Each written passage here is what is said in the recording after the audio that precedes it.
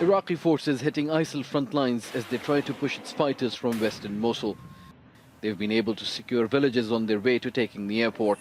So far, they have not seen the intense resistance they encountered when they took the eastern part of the city.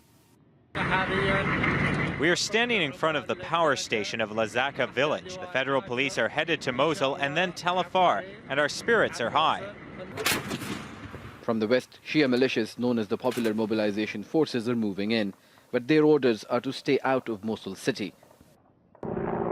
In the east, helicopters are constantly keeping an eye over the front lines along the Tigris River. After a series of suicide attacks, Iraqi security forces have stepped up house-to-house searches.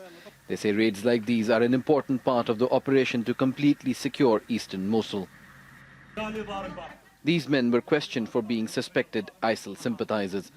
Recent attacks on Shia-led Iraqi forces in predominantly Sunni Mosul are eroding the goodwill created in the early days of the operation. But more soldiers are getting ready for the front lines. These men are being trained to be snipers.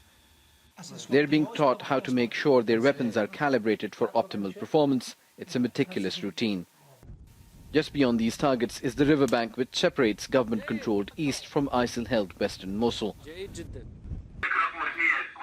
Lieutenant Mohammed is training the recruits because snipers don't only take out specific long-range targets, but also provide important information. Immediately after the push to retake all of Mosul began, the new U.S. Secretary of Defense arrived in Baghdad. The Iraqi army continues to surge against the enemy on the west side of Mosul.